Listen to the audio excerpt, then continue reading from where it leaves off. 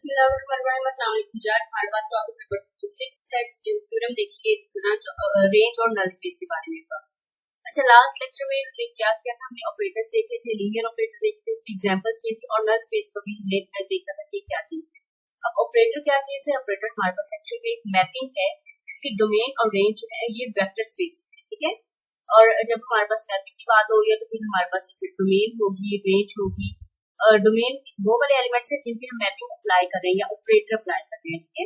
और रेंज हमारे पास वो वाले एलिमेंट्स हैं जो कि ऑपरेटर अप्लाई करने के बाद हमारे पास आ रहे हैं, ठीक है। और नल स्पेस क्या चीज है? नल स्पेस हमारे पास डोमेन के एलिमेंट्स का वो वाला सेट है, मतलब वो वाले एलिमेंट्स का सेट है जिन पे जब हम ऑपरेटर अप्लाई करें तो हमारे पास जो है वो जीरो आए। उन तमाम एलिमेंट्स को हम बोलते हैं कि हमारे पास एक नल स्पेस बना रहे हैं। अच्छा, अब हमने लास्ट लेक्चर में तो हमने लीनियर ऑपरेटर्स की एग्जांपल्स भी देखी थी। यहाँ पे हम थ्योरम देखेंगे जो कि एक्चुअल में रेंज और नल स्पेस के बारे में है। अब हम इस थ्योरम की स्टेटमेंट देख लेते हैं क्या है कि हमारे पास अगर T एक लीनियर ऑपरेटर है, ठीक है। लीनियर ऑपरेटर क्या है? हमने इसकी कंडीशन देखी थी लास्ट लेक्चर में।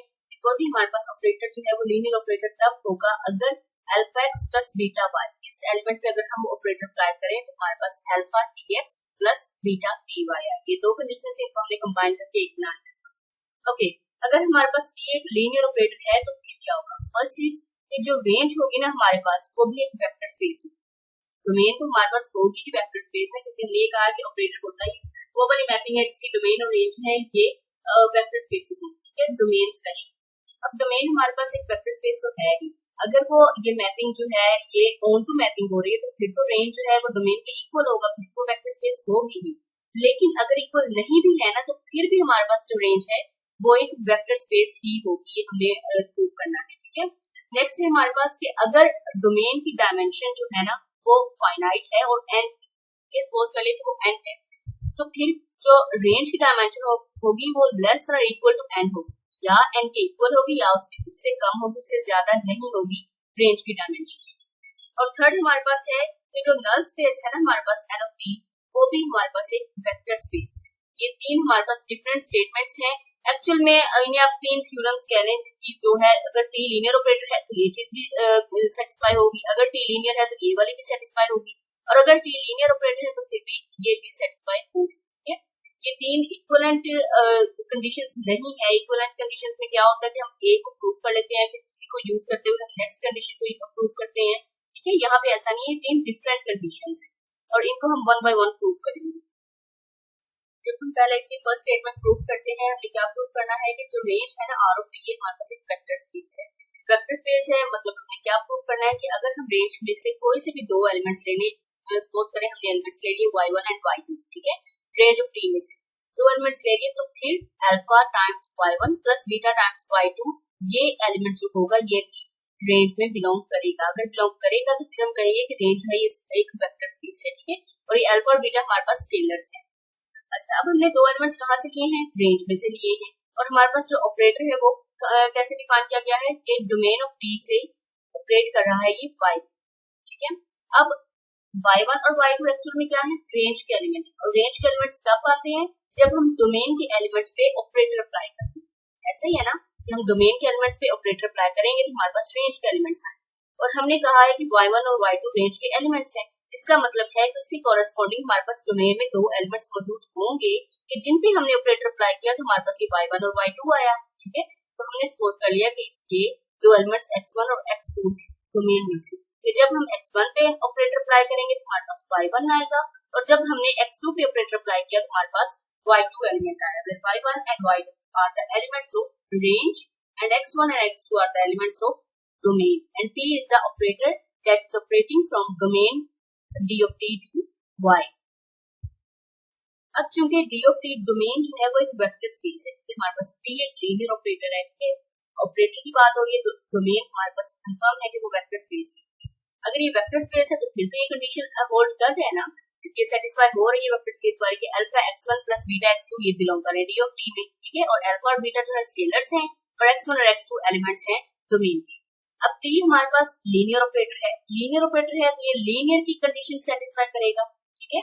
यानी हम डोमेन के इस एलिमेंट पे ये वेक्टर स्पेस कंडीशन जो सेटिस्फाई इसने की है तो इसका मतलब ये एलिमेंट भी बिलोंग कर रहा है ना डोमेन में। तो डोमेन के इस वाले एलिमेंट पे अगर हम ऑपरेटर अप्लाई करें तो ये इसके इक्वल आता है, that is alpha tx1 plus beta tx2। अब tx1 किसके इक्वल है, y1 के, tx2 किसके इक्वल है, y2 के। तो it means that alpha y1 plus beta y2 ये बिलोंग कर गया रेंज में, क्योंकि हमारे पास एलिमेंट्स कब आए हैं, जब हमने ऑपरेटर अप्लाई किया डोमेन के एलिमेंट। जब भी हम डोमेन के एलिमेंट्स पे ऑपरेटर अप्लाई करेंगे तो हमारे पास रेंज के एलिमेंट्स आएंगे। इट मींस दैट ये एलिमेंट जो हमारे पास नया आया है आफ्टर अप्लाइंग ऑपरेटर, तो ये रेंज का एलिमेंट है।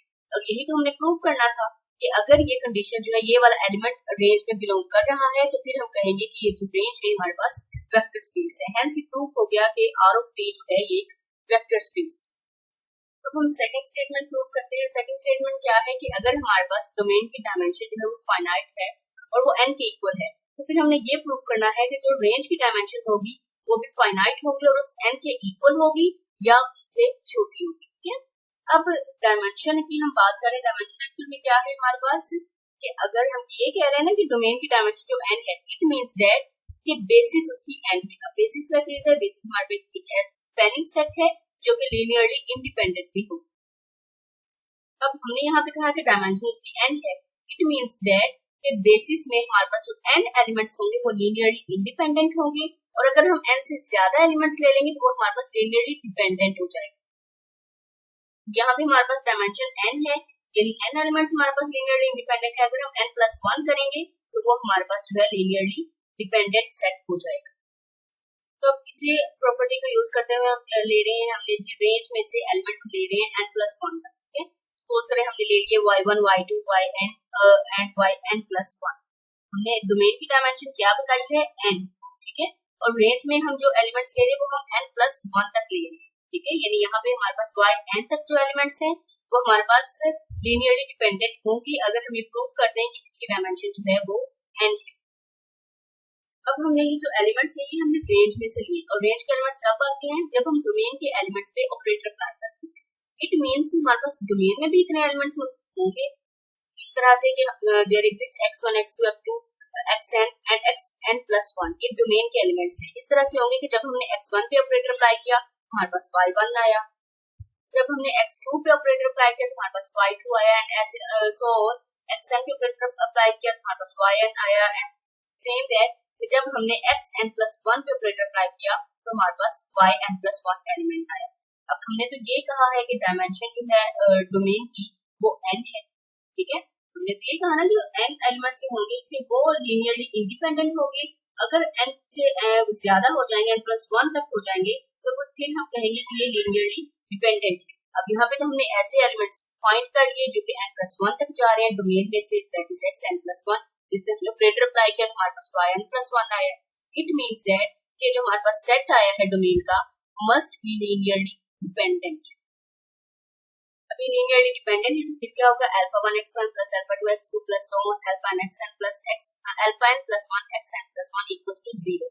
और यहाँ पे जो सारे स्केलर्स है ना वो α1 α2 αn+1 ये तमाम 0 नहीं है। ठीक है, अब हमने कहा कि t जो है वो लीनियर ऑपरेटर है, ये हमने स्टार्ट में थ्योरम भी बोला हुआ है। लीनियर ऑपरेटर है तो जब हम t ऑफ 0 करेंगे तो वो हमारे पास 0 आएगा।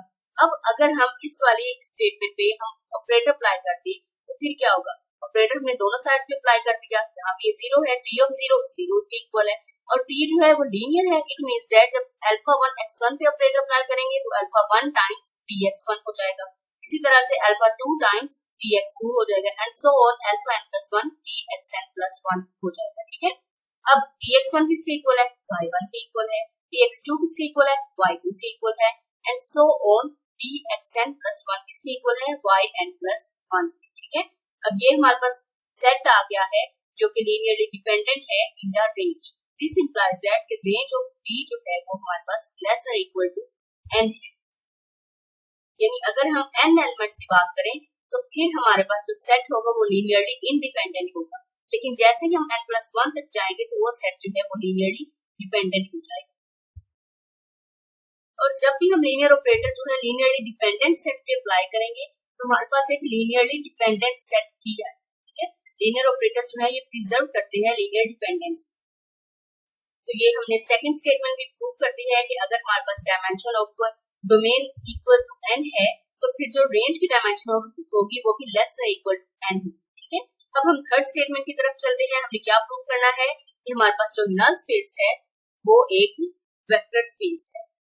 वेक्टर स्पेस प्रूव करना है, इसमें भी हमने यही प्रूव करना है कि अगर x1 x2 दो एलिमेंट्स है नल स्पेस में से तो फिर alpha x1 plus beta x2 elements का ये भी बिलोंग करेगा नल स्पेस में। ठीक है, अब हमने दो एलिमेंट्स ले लिए नल स्पेस में से x1 और x2।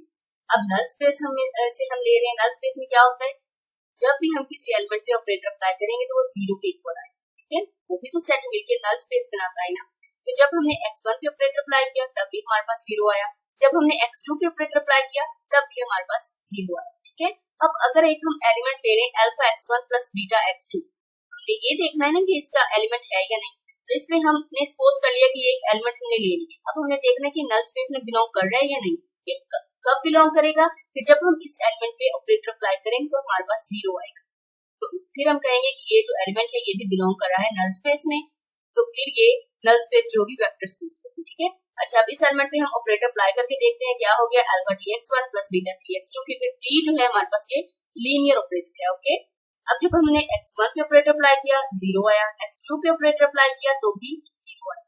तो alpha zero plus beta zero equals to zero. It means that कि ये एलिमेंट जो है ये भी नल स्पेस में बिलोंग कर रहा है। अगर बिलोंग कर रहा है तो इट मींस कि नल स्पेस हमारे पास वेक्टर स्पेस जी। तो ये हमने जो है तीनों स्टेटमेंट्स की प्रूफ करती है। इन स्टेटमेंट्स को, थ्योरम्स की स्टेटमेंट्स को आप लोग अच्छे से याद रखा करें, क्योंकि अक्सर जो एमसीक्यूज आते हैं, क्विज़ेस वगैरह आते हैं, उसमें थ्योरम्स की स्टेटमेंट्स होती हैं वो लिखी हुई है। ओके, नेक्स्ट हम देखते हैं टॉपिक 57 जो है इनवर्स ऑपरेटर। ऑपरेटर क्या चीज है, एक मैपिंग। ठीक है, मैपिंग हो रही है फ्रॉम डोमेन टू रेंज, यानी डोमेन के एलिमेंट्स पे हम ऑपरेटर अप्लाई करेंगे तो हमारे पास रेंज के एलिमेंट्स आएंगे। अब ये जो मैपिंग है इसकी इनवर्स मैपिंग भी तो होनी चाहिए ना। ठीक है, इनवर्स मैपिंग कब एग्जिस्ट करेगी, अगर हमारे पास जो ऑपरेटर है या जो मैपिंग फंक्शन हमने डिफाइन किया हुआ है वो 1 to 1 भी हो और ऑन टू भी। ठीक है, अब ये 1 to 1 क्या होगा, कोई भी हमारे पास ये ऑपरेटर है ना from d of t to y is said to be injective और 1 to 1। ये 1 to 1 ये इंजेक्टिव कब होंगे, अगर कोई से भी हम दो एलिमेंट्स ले ले डोमेन में से जो कि डिफरेंट हो। ठीक है, x1 should not equal to x2। This implies that कि जब हम दोनों पे ऑपरेटर अप्लाई करेंगे तो वो भी इक्वल ना आए। ठीक है, अब इसकी काउंटर पॉजिटिव कंडीशन अगर हम देखें तो क्या होगा कि अगर dx1 इक्वल टू dx2 है देन दिस इंप्लाइज दैट कि x1 should be equal to x2। मतलब कि अगर दो एलिमेंट्स इक्वल हैं तो उनकी जब हम मैपिंग अप्लाई करेंगे तो वो भी इक्वल आएंगे। ठीक है, तो फिर हम कहेंगे अगर ऐसा हो रहा है तो फिर हम कहेंगे कि जो ऑपरेटर है ये हमारे पास 1 to 1 है। अब ये जो हमने मैपिंग डिफाइन की है ना from d of t to r of t domain to range, क्योंकि ये हमारे पास ऑन टू है। क्यों ऑन टू है, क्योंकि रेंज में से हम कोई भी एलिमेंट ले लें उसके कॉरेस्पॉन्डिंग में डोमेन में एक एलिमेंट मिलेगा कि जिसपे हमने ये ऑपरेटर अप्लाई किया और फिर हमारे पास को रेंज का एलिमेंट आया। ठीक है, फॉर एग्जांपल इनवर्स, ये इनवर्स मैपिंग ही हुई ना कि जब भी हम रेंज का कोई भी एलिमेंट लेंगे, ठीक है, तो उस पर जब हम मैपिंग अप्लाई करेंगे, इनवर्स मैपिंग अप्लाई करेंगे तो हमारे पास डोमेन का एलिमेंट है। ये देखिए ये वाली मैपिंग ऑन टू है। अगर कोई ऑपरेटर या मैपिंग हमारे पास 1 to 1 भी है और ऑन टू भी है तो फिर ही उसका इनवर्स एग्जिस्ट करेगा। ठीक है, इनवर्स कैसे है कि r of t के मतलब रेंज के किसी भी एलिमेंट पे हम ये इनवर्स मैपिंग अप्लाई करेंगे तो हमारे पास डोमेन का एलिमेंट आएगा। दिस इंप्लाइज दैट कि अगर y नॉट हमारे पास r of t का एलिमेंट है तो इस पे अगर हम मैपिंग अप्लाई करेंगे तो हमारे पास x नॉट आएगा जो कि डोमेन का एलिमेंट।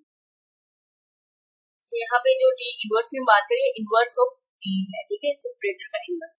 अब इसे हम थोड़ा सा समझते हैं कि अगर ये हमारे पास सेट A है और ये सेट B, ठीक है, ये सेट दोनों एक्चुअल में हमारे पास वेक्टर स्पेसेस हैं क्योंकि हम ऑपरेटर की बात करते हैं। अब ये जो हमने सेट A में से ये वाला सेट लिया है ये हमारे पास डोमेन, यानी इस डोमेन के तमाम एलिमेंट्स पे हम ऑपरेटर अप्लाई कर रहे हैं और ये हमारे पास r of t जो है ये रेंज के एलिमेंट्स है। मतलब कि जब हम डोमेन ऑफ t के एलिमेंट्स पे ये ऑपरेटर t अप्लाई करेंगे तो हमारे पास रेंज के एलिमेंट्स आते हैं।